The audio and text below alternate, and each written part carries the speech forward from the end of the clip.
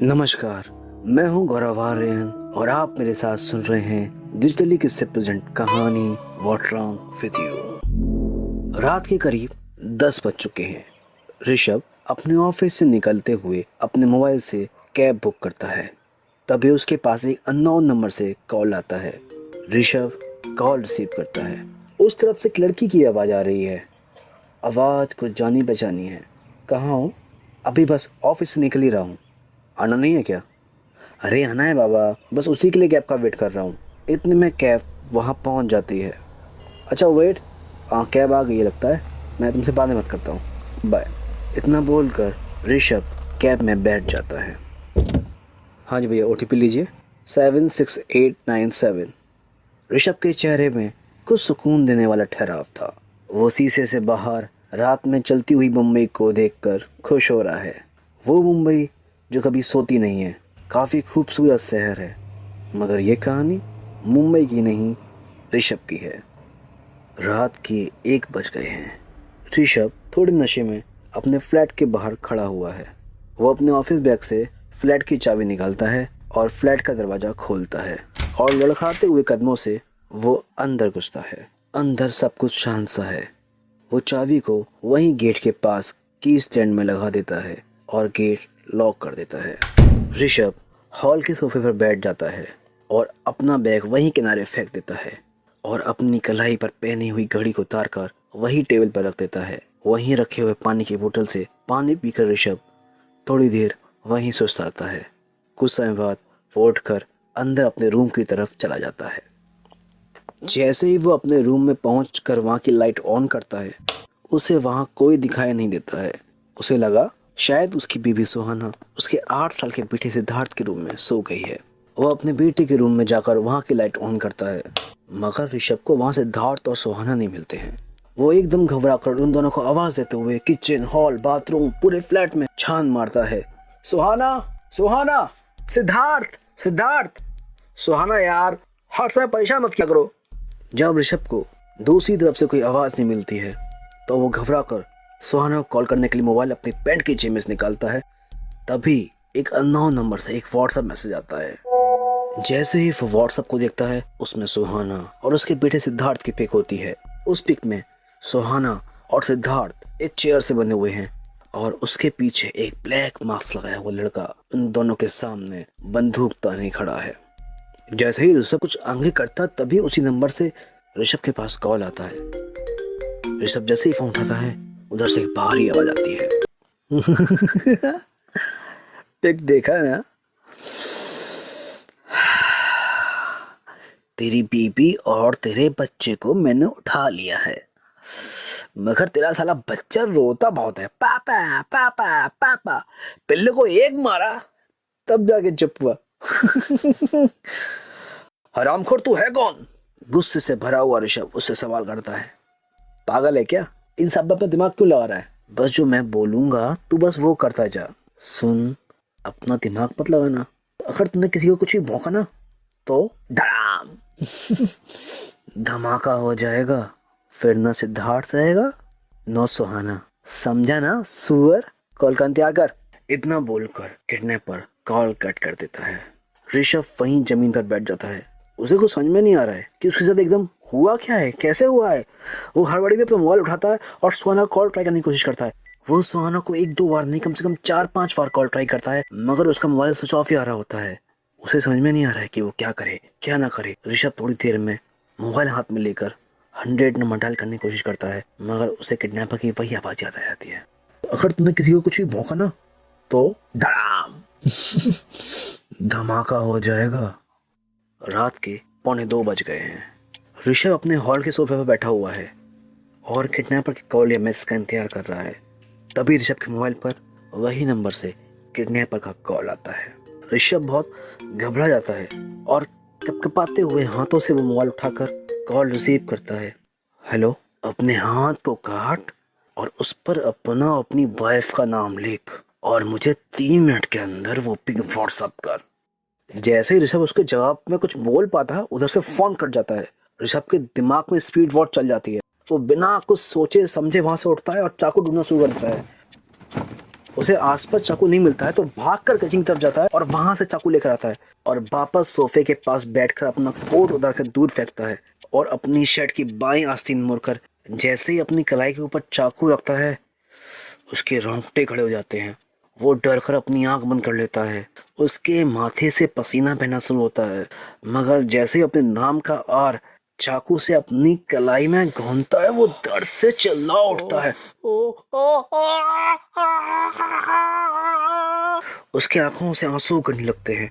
उसी दर्द और चीख के साथ अपना और अपनी वाइफ का नाम ऋषभ और सुहाना लिखता है। खून उसके हाथ से निकलकर फर्श पर फैल गया है, लेकिन उसके दिमाग की स्पीड वॉच उसे बेसुध कर देती है। वो जल्दी से उठकर सोफे पर रखे हुए मोबाइल को उठाता है और अपनी कलाई पर खून से लिखे हुए ऋषभ सुहाना के नाम की पिक खींचकर उसी नंबर पर व्हाट्सएप कर देता है। उसके दिमाग में चल रही स्पीड वॉच बंद हो जाती है। वो दर्द से उठकर सोफे पर जा बैठता है। ओह, ओह, ओह, ओह, और फिर से पानी की ठंडी बोतल निकालकर वहीं सोफे पर बैठ जाता है और पानी की 2 घूंट पीने के बाद वो ठंडा पानी अपने घाव पर डालता है और अपना रुमाल निकालकर वो घाव साफ करके कलाई पर रुमाल बांधकर वहीं सोफे पर आंख बंद करके बैठ जाता है। घड़ी में 2:45 बज रहे हैं। ऋषभ वैसे ही सोफे पर आंख बंद करके बैठा हुआ है।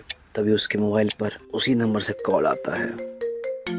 हेलो, तेरे बेड के नीचे एक लॉन्ग हेयर बिग और एक काजल की डिब्बी रखी हुई है। बिग को पहन ले और काजल से अपने चेहरे पर लिख फक मी और उसकी सेल्फी ले, फेसबुक पर पोस्ट कर और उसका स्क्रीनशॉट मुझे 2 मिनट के अंदर व्हाट्सएप कर। तेरा समय शुरू होता है अब। ऋषभ ये सुनकर बौखला जाता है और किडनैपर से गुस्से में बोलता है, ये क्या लगा रखा है? तुझे पैसे चाहिए तो सीधा पैसा मांगना। बोल कितने पैसे चाहिए, कितना कहाँ भेजूं? तुझे इन सबसे क्या मिलेगा? क्या हासिल कर लेगा तू मुझे इतना जलील करके? प्लीज मेरी बीवी बच्ची को छोड़ दो। तो जो रुपए चाहिए जितने चाहिए बोल, मैं कहीं से अरेंज करूंगा पैसे को। किडनैपर ऋषभ की बात बड़े आराम से सुनकर बड़ी मासूमियत से बोलता है, हर चीज को पैसे के साथ मत तोला करो ऋषभ बाबू। कुछ चीजें बिना पैसों की बहुत अच्छी लगती है, इसलिए अब अपनी जवान मेरे सामने संभाल कर चलाना। बीवी बच्चे चाहिए ना तो जितना मैं बोलूं उतना कर, समझा? ऋषभ हार कर बोलता है, बताओ क्या करना है? जैसा तुम बोलोगे वैसा मैं करूंगा। प्लीज मेरे बीवी बच्चे कुछ मत करना। किडनैपर बहुत ओखड़े हुए स्वर में बोलता है, अपने रूम में जा, बेड के नीचे देख, एक बॉक्स होगा, वहाँ काजल और एक हेयर बिग होगी। बिग पहन, काजल से मुंह पर लिख फक मी, उसकी सेल्फी ले, अपने फेसबुक अकाउंट पर पोस्ट कर और उसका स्क्रीनशॉट मुझे 2 मिनट के अंदर व्हाट्सएप पर, समझा? चल काम पे लग। इतना सुनकर इसम फोन कट करके सीधा अपने रूम की तरफ भागता है और जल्दी जल्दी में अपने रूम के अंदर जाकर रूम की लाइट ऑन करता है और तुरंत बेड के नीचे झुककर देखता है कि वहाँ उसे एक बॉक्स मिलता है। उस बॉक्स में रखी हुई काजल की डिब्बी और बिग को वो निकाल लेता है। उसे बेसुध देखकर ऐसा लग रहा है जैसे उसमें सोचने और समझने की शक्ति खत्म हो गई है। उसकी पहनी हुई सफेद कमीज खून से लाल हो गई है। वो तुरंत उस बिग को पहनता है, काजल की डिब्बी खोलकर अपने चेहरे पर लिखता है फक मी और तुरंत भागते हुए हॉल के पास जाता है। उसे देखकर ऐसा लगता है जैसे मौत ने उसे जीने के लिए कुछ लम्हे ही दिए हैं। ऋषभ हॉल में जाता है और सोफे पर रखा हुआ मोबाइल उठाकर अपनी सेल्फी लेता है और तुरंत उसे फेसबुक अपलोड करके उसका स्क्रीनशॉट उसे भेज देता है। वो घड़ी में देखता है कि उसे ये काम करने में 2 मिनट ज्यादा लग गए हैं। तभी उसके पास उसी नंबर से कॉल आता है। ऋषभ बहुत घबराया हुआ होता है, लेकिन जैसे ही ऋषभ कॉल रिसीव करके कुछ बोलने की कोशिश करने के लिए अपनी आवाज निकालता है, इस बार लेट नहीं होना वरना मैं तेरी बीवी के नाम की हंगे लेट लगा दूंगा, समझा? और इतना बोलकर कॉल कट हो जाता है। ऋषभ जोर जोर से रोने लगता है। उसे समझ में नहीं आ रहा कि कौन उसके साथ तस्वीर निकाल रहा है, क्योंकि उसने अभी कुछ लम्हों पहले ही अपनी सारी इज्जत खो दी थी।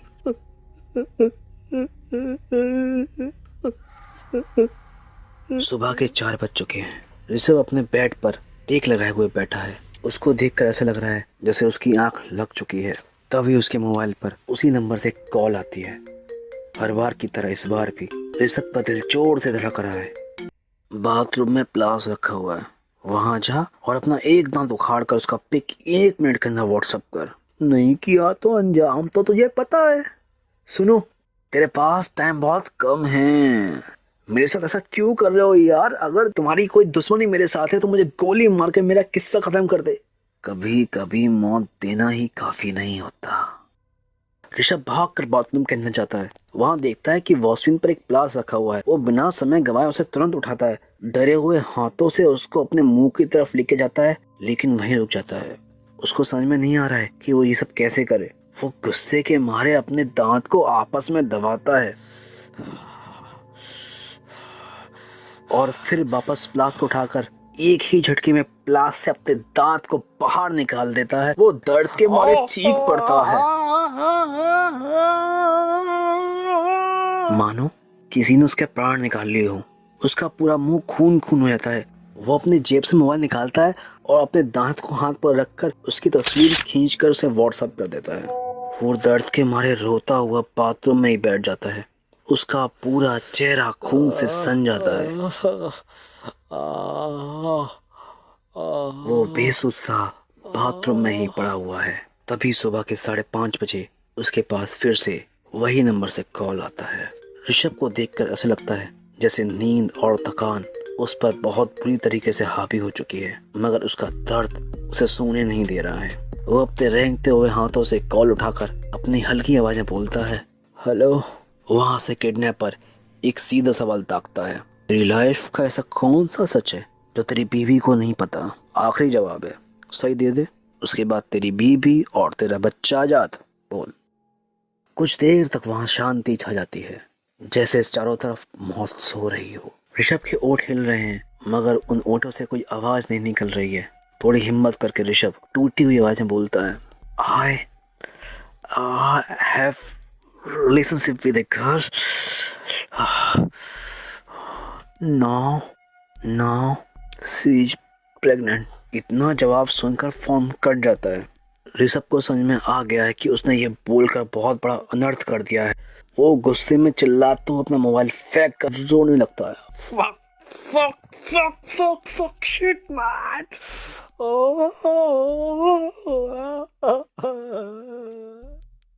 सुबह के 6 बज चुके हैं। वो अपना चेहरा धो रहा है। उसका पूरा मुंह सूज चुका है। उसकी टी शर्ट का कॉलर लाल पड़ चुका है। तभी बाथरूम के फर्श पर पड़े हुए उसके मोबाइल पर उसकी वाइफ सुहाना का कॉल आता है।